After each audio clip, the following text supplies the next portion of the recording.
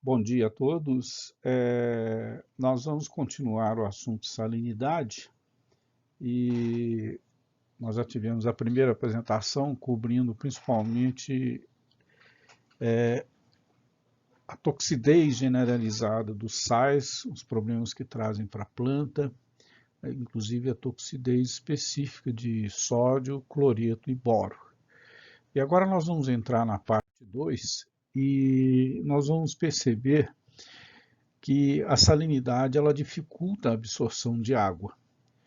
E o que acontece, na verdade, é o seguinte: em vez da água querer entrar na raiz, se na solução do solo estiver muito salino, acontece o inverso. Vamos dizer, a água da raiz quer vir para o solo, como se fosse dissolver os sais que lá estão. E esse efeito é chamado de efeito osmótico, né? E os sais eles querem a água, né? Puxam a água e pode ser inclusive ser estimado. Se nós multiplicarmos a condutividade elétrica da solução do solo, ela estando em decisiemens por metro ou milimol por centímetro, se nós multiplicarmos por 36, teremos uma ideia do potencial osmótico em centibars. Bom, aqui nós temos o exemplo de uma planta num vaso, né? Eu imaginei aqui que o sistema radicular está aí a 60 centímetros de desnível, né? E nós temos a condutividade elétrica do extrato de saturação, ou seja, da solução do solo de 1 decímetro por metro, e temos um tensiômetro registrando aí um potencial matricial de 15 centibars. Nós sabemos que a planta, para absorver água, ela tem que vencer um potencial total, composto do potencial matricial, registrado pelo tensiômetro, do potencial gravitacional, né, que seria praticamente o desnível, e do potencial osmótico. Se o tensiômetro está marcando, por exemplo, 15 centibars, o potencial matricial 15 centibars. Obviamente, imaginando que ele já tenha corrigido pela profundidade que se encontra a cápsula. O potencial gravitacional seria praticamente a diferença de nível. 60 centímetros equivale aproximadamente a 6 centibars. Nós dividimos por 10. E o potencial osmótico, se a condutividade do extrato de saturação está em 1 vezes 36, 36 centibars. E aí nós teríamos um potencial total de 57 centibars. Nessa situação, nesse exemplo, engana-se quem acha que 15 centibars é uma situação de conforto, né? Veja bem que nós temos ainda o potencial osmótico elevando de 15 para 57. É claro que se tratando, por exemplo, de café, em que a zona de conforto vai aí até 40 centibars, nós já estamos fora dessa zona de conforto. Não muito fora, mas alguma coisa. Agora imagine você se o solo estiver muito salino e a condutividade elétrica do extrato de saturação for, por exemplo, 2. Nós já teríamos 72 centibars só de potencial osmótico. E muita gente pergunta, né, em hidroponia? Hidroponia, as raízes da planta estão dentro d'água. Seria possível acontecer essa dificuldade de absorver água? Sim, se a condutividade elétrica da solução hidropônica for muito alta, a planta pode morrer por falta d'água, mesmo tendo as raízes dentro d'água. Então, isso é muito importante ter essa noção do que pode acontecer, né? Isso, imagine você, se fizermos uma adubação excessiva, podemos criar essa situação. Bom, existe também o efeito da salinidade sobre o solo, e ele é muito curioso, porque está ligado à condutividade elétrica da solução do solo. Nós veremos que ela não pode ser muito baixa, interessante, não é o contrário, ela não pode ser muito baixa. E também ao sódio. E para entender isso, primeiramente eu gostaria de mostrar aqui fotos retiradas dessa publicação de grãos de areia, que estão na faixa de 2 a 0,05 milímetros, silt, né? E argila. Observe que a argila parece papelão, né? Ela é composta de placas. Isso é muito interessante porque essas placas elas têm carga elétrica predominantemente negativa e podem atrair cátions. Então, o armazém, vamos dizer, de nutrientes no solo é exatamente esse sistema parecendo aí papelão. E nós classificamos, em vez de argila, chamamos de argilo-minerais, e dependendo do intemperismo, se ele for muito acentuado, praticamente nós temos um mineral.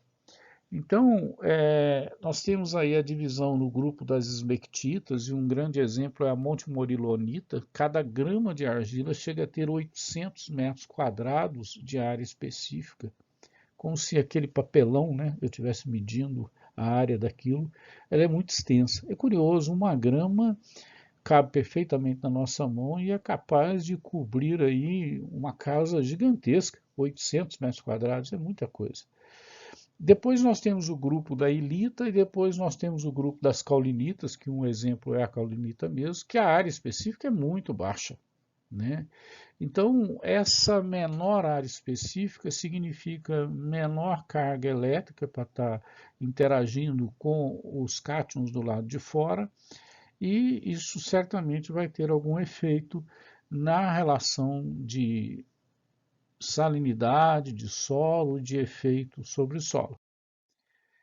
Então, esse slide explica isso, aqui está uma situação ampliada, né?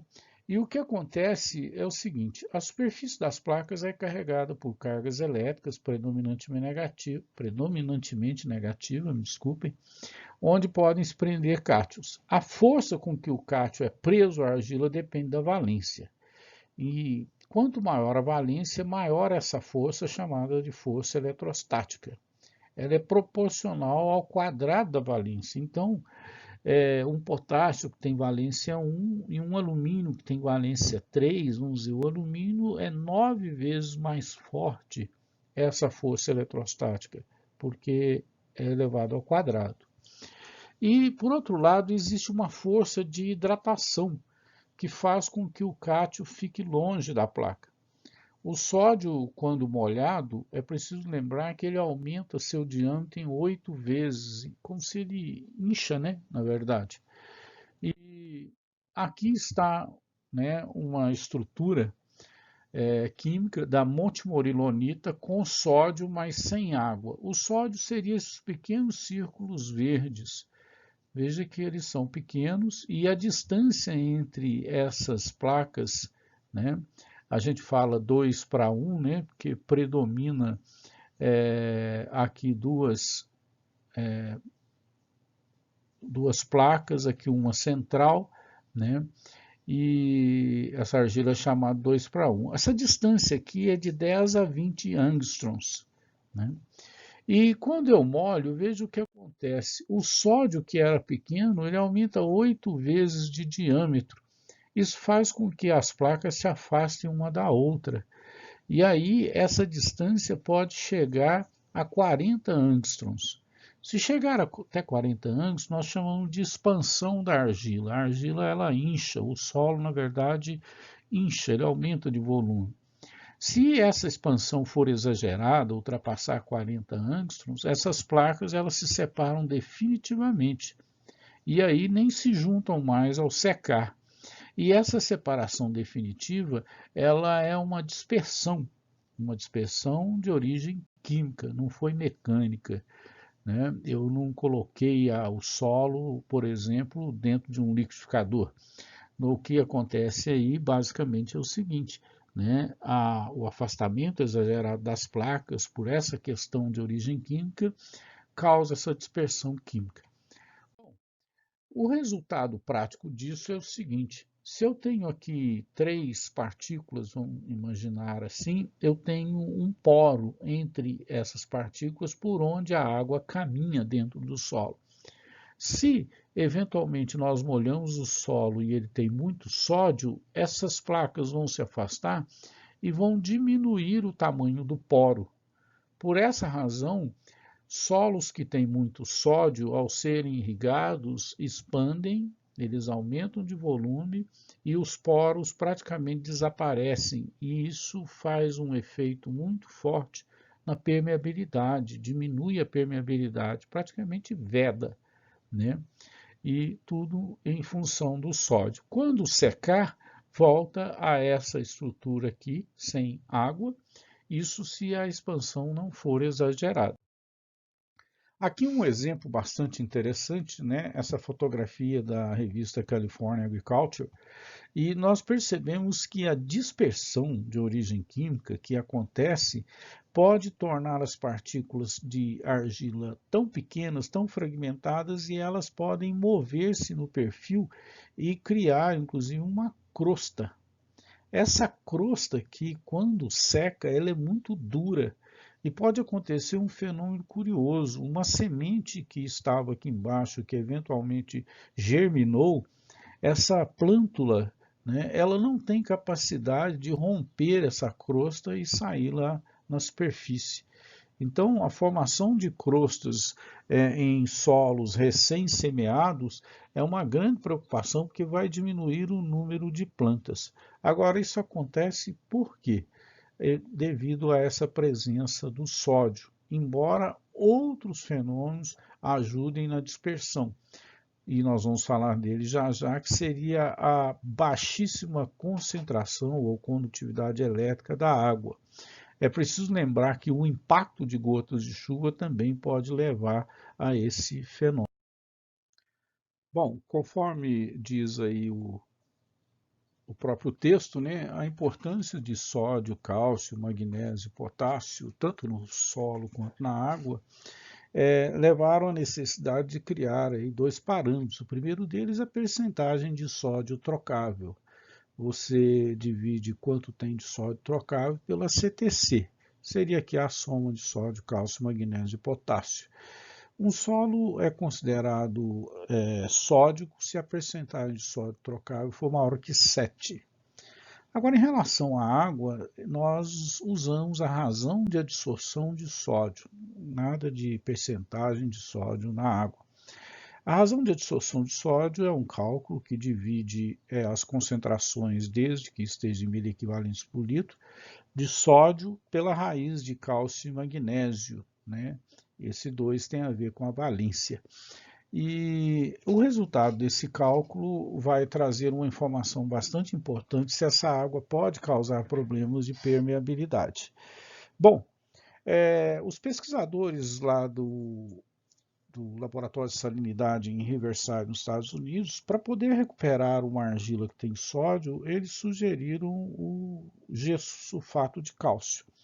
E numa reação química, né, a argila vai querer o cálcio em vez do sódio, porque o cálcio é bivalente.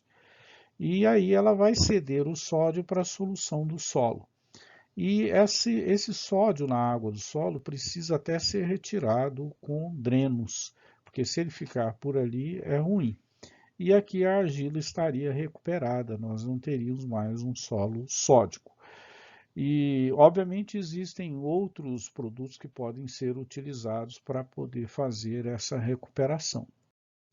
Bom, a partir de então, na Califórnia, eles começaram a usar água de excelente qualidade. Na época, isso foi em 1910, 1920, e fizeram várias represas ali nas montanhas rochosas, né, que é chamado lá de Sierra Nevada, para colocar água de neve nas barragens e depois utilizá-la para irrigar. Vale a pena conferir no Google Earth o Aqueduto da Califórnia.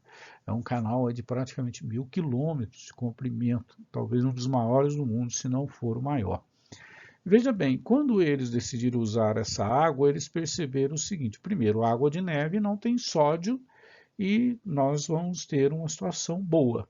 Mas isso não aconteceu, a argila começou a expandir e dispersar novamente. Até que alguém descobriu o seguinte: se a água for muito pura, isenta de sais, ela também causa problemas, porque essa água, estando pura lá entre os poros, alguns sais vão sair do espaço entre placas ou melhor, vai atrair essa água para o espaço entre placas e vai acabar tendo as placas afastadas uma da outra. Então é meio que a água do poro vai entrar na marra lá entre as placas e isso vai causar uma expansão também. E diante disso eles criaram uma tabela. Se você quer observar o efeito do sódio ou da salinidade na permeabilidade do solo, primeiro, condutividade elétrica teria que ser maior que meio para ter nenhum efeito.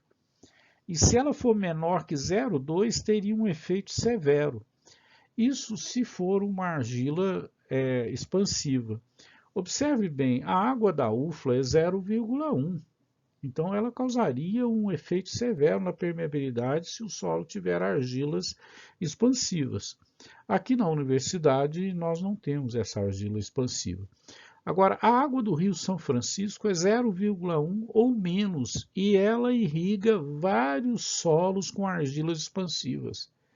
É muito curioso isso, porque essa situação aqui no Brasil é parecida com o que aconteceu na Califórnia.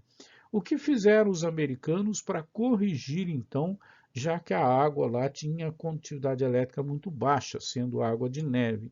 Eles passaram a adicionar algum sal na água para evitar esse problema.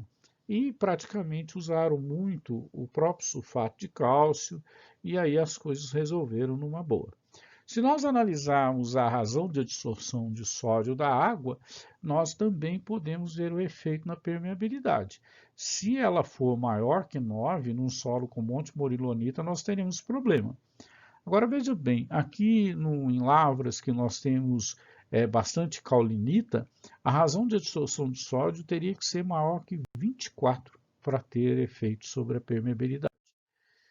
E esse gráfico, originalmente é da mesma revista, California Agriculture, é o último gráfico dessa apresentação, e lá eles plotaram essa região que está em cor azul, com condutividade elétrica maior que meio, e aqui está a razão de absorção de sódio. Essa região nós não temos problemas de penetração de água, a química do solo e da água é favorável. E aqui está, por exemplo, a água da drenagem do Vale do São Joaquim se encontra aqui. Uma água boa para irrigar, embora seja uma água salina, com condutividade elétrica praticamente em 3,5 decímetros por metro. A água do Rio Colorado, com condutividade elétrica de 1,2, não serviria, por exemplo, 1,3 para irrigar feijão, né, morango. Ela é uma água ligeiramente salina, mas cairia na faixa azul. A faixa amarela é uma faixa de transição. Agora veja bem, aqui nós temos a situação de química desfavorável para a penetração da água. E esse círculo em preto é a água do canal Friant-Kern. Friant e Kern são dois condados, ou vamos chamar assim de municípios da Califórnia, liga de Friant até Kern. E também a água do aqueduto da Califórnia, o grande canal que eu falei. Essa água ela tem condutividade elétrica muito baixa, tem pouco sódio, mas cai nessa situação vermelha. E a água do Rio São Francisco, eu coloquei nesse gráfico também, é esse círculo verde que está aí. Então, nós temos expectativa de grandes problemas de permeabilidade causado pela água do Rio São Francisco. Né? Isso me recorda, certa vez num congresso, eu perguntei a um conferencista se não preocupava ele a baixa condutividade elétrica da água do Rio São Francisco para irrigar solos do Nordeste, obviamente baseado em tudo isso que eu estou explicando.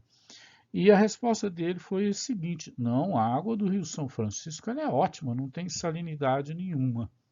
Então, uma resposta que, se fosse uma pessoa que tivesse visto essa apresentação, já teria outra resposta, vamos dizer assim.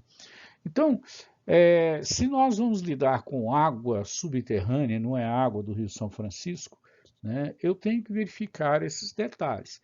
Nós irrigamos com muita água subterrânea a região de Luiz Eduardo Magalhães, e uma água com condutividade elétrica baixa, mas os solos ali não têm argila expansiva, então nós não temos esse problema por lá.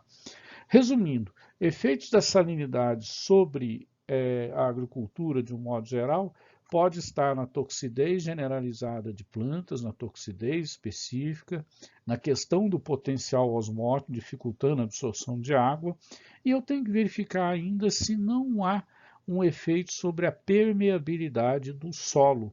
Isso poderia ser trazido pelo sódio ou pela condutividade elétrica muito baixa. Diante disso, quando nós analisamos uma água para ver se ela se adequa à irrigação, eu tenho que solicitar condutividade elétrica, sódio, cálcio, magnésio, todos esses, boro, cloreto, tudo para poder, em função desses conhecimentos que nós adquirimos, emitir um laudo de qualidade. É isso aí.